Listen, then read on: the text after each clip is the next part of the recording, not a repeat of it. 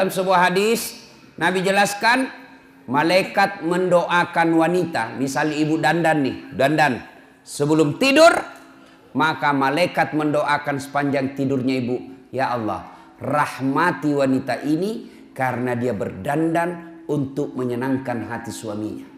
Itu didoakan sepanjang malam. Ayo ibu terpraktek sebentar. Mau tidur kau seksi sebentar. Kalau perlu pakai baju renang.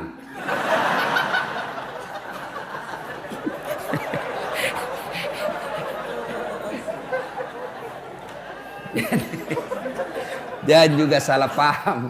Mentang-mentang sudah dengar, dia sudah cita-cita besok kalau datang suami saya akan penampilan lain dari yang lain.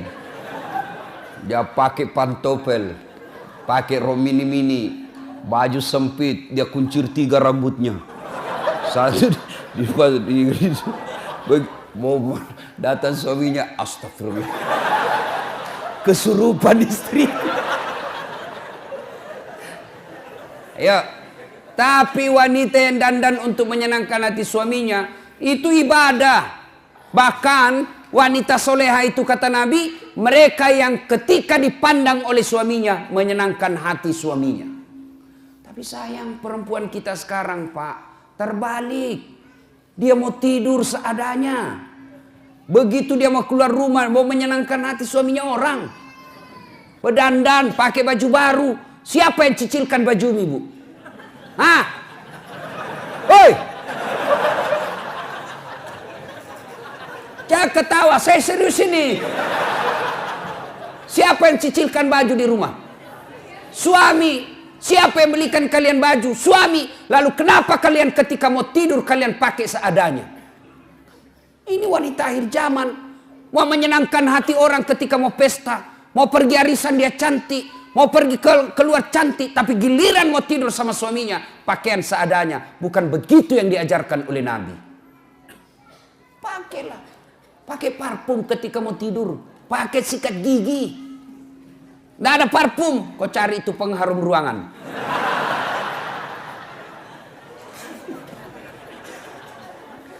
R-E-N.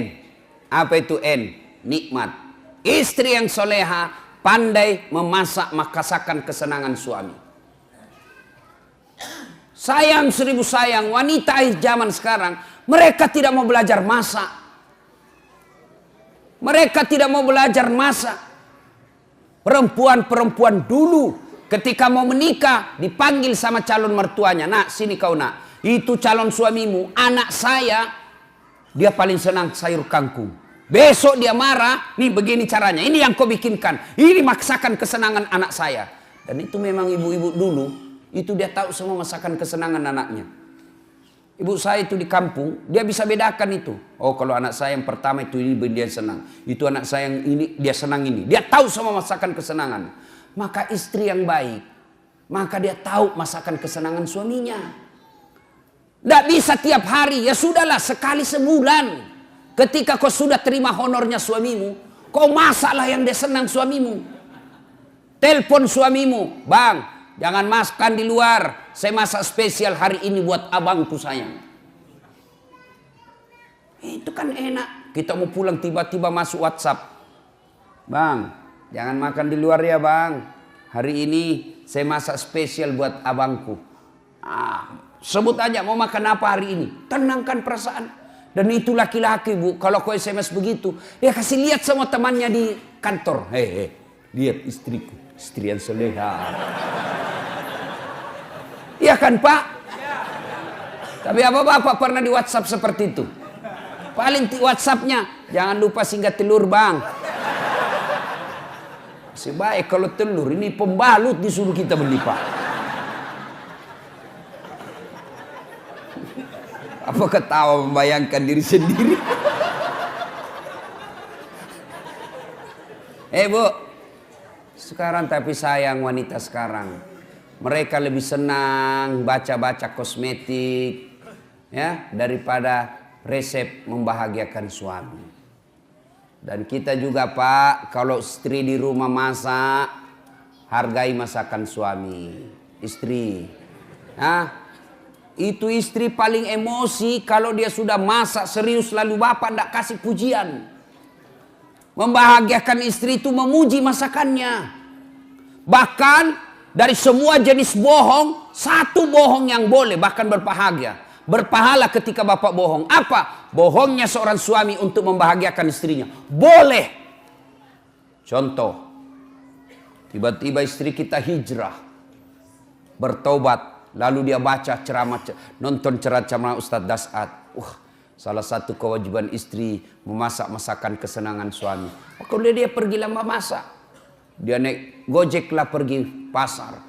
Ya 1 jam dia keliling. Dia keliling itu pasar untuk mencari yang paling murah. Perempuan kan begitu Pak. Hobinya nawar. Beda 5.000 dia keliling pasar itu. Sudah. Sampailah di rumahnya, panaslah dia masak, dia sambil baca buku resep. Dia belajar. Begitu datang suaminya senanglah dia, wah masakan spesial ini. Begitu dicoba suaminya. Langsung dilistrik. Kenapa bang? Enak betul. Barusan saya dapat masakan seperti ini, nyaman. Bapak boleh bohong seperti itu. Bahkan bapak akan menghancurkan perasaannya istri ketika bapak terlalu jujur waktu itu. Goblok! Beleng-beleng lu! Hancur perasaannya perempuan. Coba ketika bapak terlalu jujur waktu itu, bagaimana hancurnya perasaan istri. Maka ibu-ibu belajarlah memasak. Ya? Sekarang ibu-ibu malas masak Pak. Dia lebih senang go food.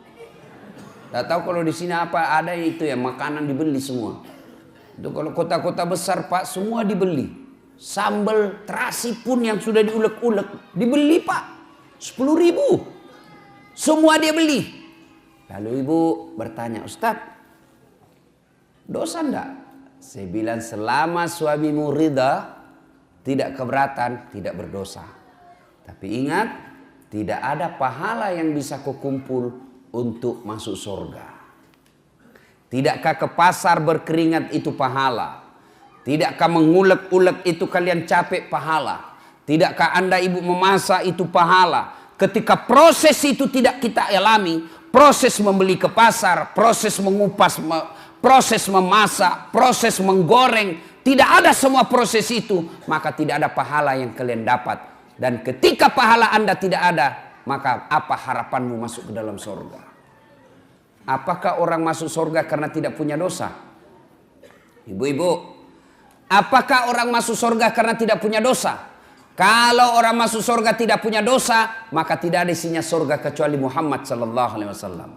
Hanya satu manusia yang tidak punya dosa, dialah baginda kita Muhammad SAW. Kalau kita ini muka-muka penuh dosa semua ini Pak. Lalu kenapa orang bisa masuk surga? Ketika ditimbang pahalamu dengan keburukanmu, timbang punya timbang, ternyata lebih banyak pahala kebaikanmu daripada dosamu, akhirnya kau masuk surga. Itu sebabnya. Maka ibu-ibu, memasak adalah pahala. Maka mulai besok masaklah. Apa hebatnya kalau ibu memasak? Apa hebatnya kalau ibu-ibu memasak di rumah? 1. Jelas halalnya. Ibu masak jelas halalnya. Masakan di luar belum tentu halal. Ayam potong, hati-hati. Banyak ayam potong yang mungkin bangkai. Banyak ayam potong yang mungkin tidak halal. Kenapa? Karena yang memotong bukan orang Islam. Banyak ayam potong barangkali haram. Kenapa? Karena dipotong bukan atas nama Allah. Pernahlah saya melihat orang ayam potong Pak. Dia potong ayam, tidak dia baca basmalah. Kan itu kalau orang potong ayam 1 ekor, 1 basmalah. Bismillahirrahmanirrahim. Ambil lagi, bismillahirrahmanirrahim. Ini penjual ayam potong. Dia potong ayam 30 Pak. Dia cuma bilang bismillahirrahmanirrahim kali 30. Tidak boleh bos. 1 ekor 1 bismillah. Hai Bapak, saudara-saudara sekalian. RENA. Sekarang A. Apa itu A? Anggun. Istri yang soleha, cerdas. Ibu-ibu belajar. Kalau ibu tidak belajar, siapa yang didik anak? Ibu bahkan repot ketika ibu tidak punya pendidikan agama. Bagaimana cara mentransfer ilmu agama ke anak kalau tidak ada yang kita transfer? Ada ibu ditanya sama anaknya, "Mak, kenapa tahun lahirnya Nabi disebut tahun gajah?" Apa dia bilang mamanya? "Karena bukan tahun kambing, Nak."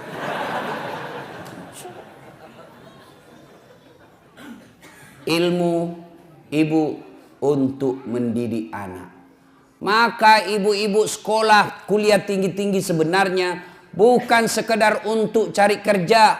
Ibu-ibu jadi dokter, jadi sarjana, jadi magister, bukan sekedarnya untuk status sosial semata, bukan untuk mempermudah dapat kerja, tapi yang lebih utama ilmu yang ibu dapat di kampus, ilmu yang ibu dapat di uni perkuliahan, tujuannya apa?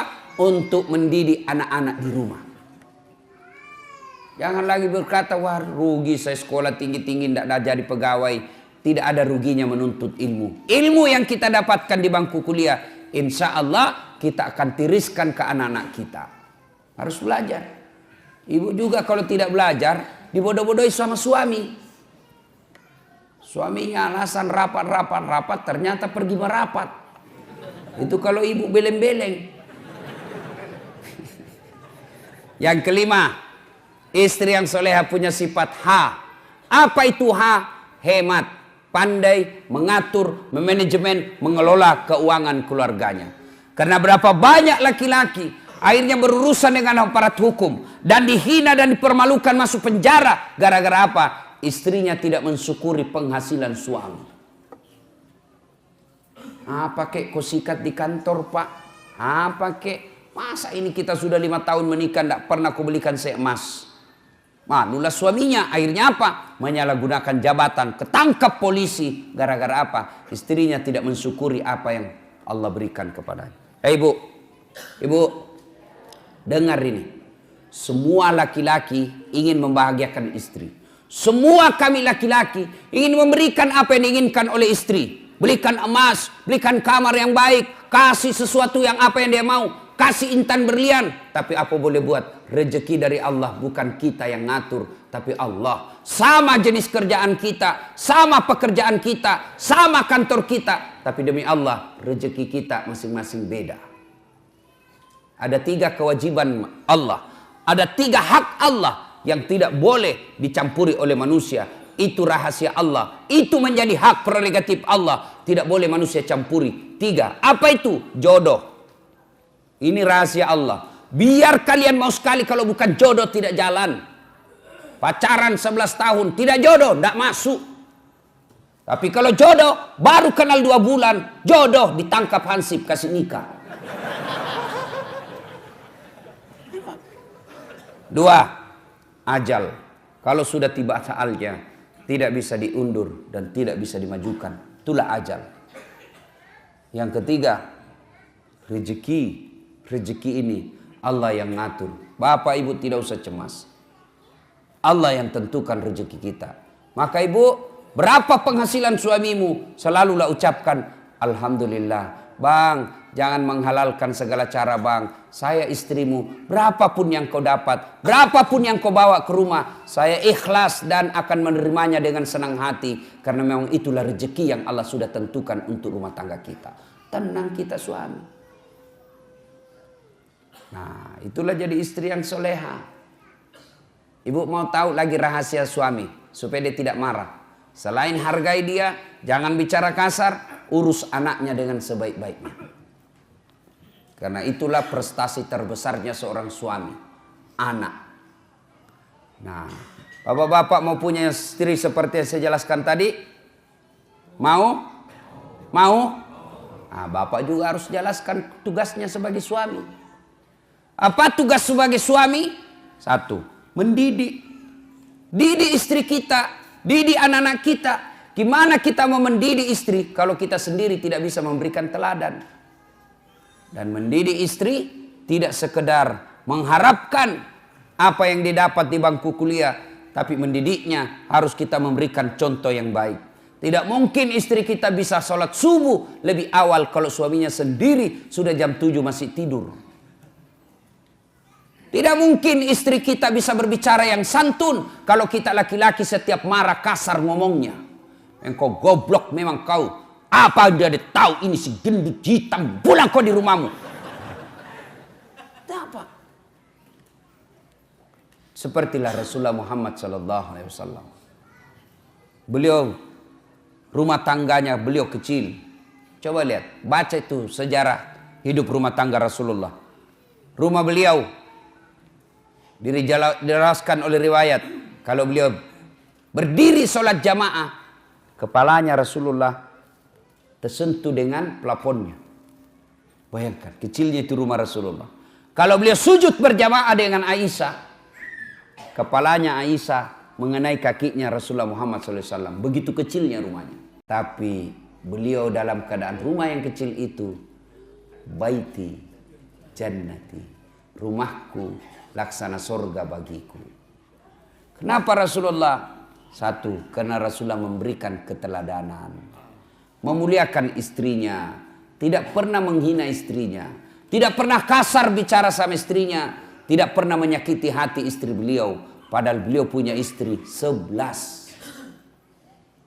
Bapak berapa istri? Kenapa satu? Pernah dengar cerita orang kaya banyak sekali amalnya, Pak, diadili. Namun panggil tersangka 10 maju. Rumah berapa? 5. Mobil alhamdulillah sesuai jumlah keluarga. Anak saya 5, masing-masing saya belikan mobil, istri juga saya 7. Sedekah alhamdulillah saya membangun satu masjid. Orang-orang miskin saya bantu. Haji alhamdulillah 2 kali haji, umroh tiap tahun. Sholat, alhamdulillah 5 waktu saya tunaikan, sunnah-sunnah pun saya jalankan. Alhamdulillah. Wah, kau rupanya orang baik. Haji, silahkan kau masuk surga. Sudah dia surga. Tinggal beberapa langkah masuk dalam surga, dipanggil kembali sama malaikat. Haji. Tunggu dulu. Apalagi malaikat. Ini tunggu dulu. Masih ada satu pertanyaan yang luput ini. Apa? Berapa istrimu? 1. Kenapa cuma 1? Kau kuat banyak duit. Rumahmu saja 5, mobilmu 7, banyak uangmu. Kenapa 1? Saya takut sama istriku Tuhan. Ini pelanggaran besar. Kau lebih takut sama istrimu daripada Tuhanmu. Ini syirik, masuk ke neraka. Makanya bapak-bapak hati-hati, Pak. Marah ibu-ibu di belakang. Bapak saudara-saudara sekalian, ya. Nah, kewajiban suami mendidik istri. Lihatlah Rasulullah itu memberikan keteladanan, lebih banyak memberi contoh daripada jangan ini, lakukan ini. Tidak, Nabi mendidik istrinya dengan memberi contoh. Kalau bapak berkehendak istri rajin sholat, maka bapak beri contoh tidak pernah menelaikan sholatnya. Kalau bapak mau berharap istri sopan kepada bapak, maka bapak yang lebih utama dulu memberi contoh sopan kepada istri. Rasulullah berapa istrinya? 11. Dari 11 itu, Pak, tidak pernah satupun yang mengatakan, nyesal saya menikah sama kamu Muhammad, rugi saya nikah sama kamu, rugi. Tidak. Padahal bapak pun tahu 11. Bapak cuma 1 punya istri, menderita lahir batin. Nabi lelaki romantis. Nabi baca itu buku Barsanji. Dijelaskan dalam kitab itu, Nabi sendiri yang jahit pakaiannya. Nabi sendiri yang sediakan sarapannya. Nabi sendiri yang bersihkan tempat tidurnya. Coba bayangkan. Nabi, kekasih Allah. Manusia paling mulia. Yang namanya selalu digandengkan dengan namanya Allah. Tidak malu. cuci pakaiannya sendiri, menjahit bajunya, membersihkan tempat tidurnya. Mana ada laki-laki seperti itu di sini? Itu Nabi, Pak. Kita mentang-mentang baru security. Gengsi bersihkan tempat tidur. Tolong hargai saya. Saya security.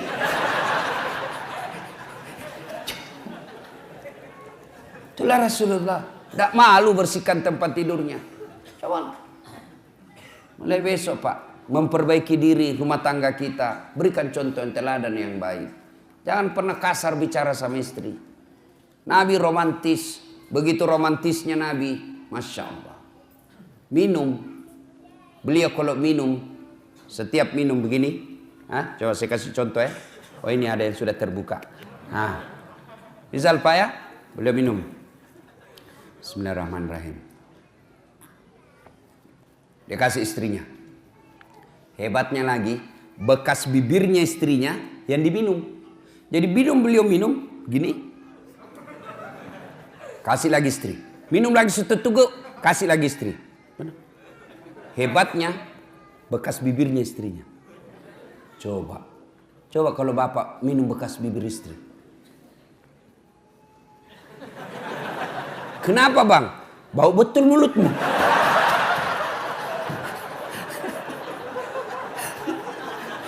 Salatullah, salamullah, ala toha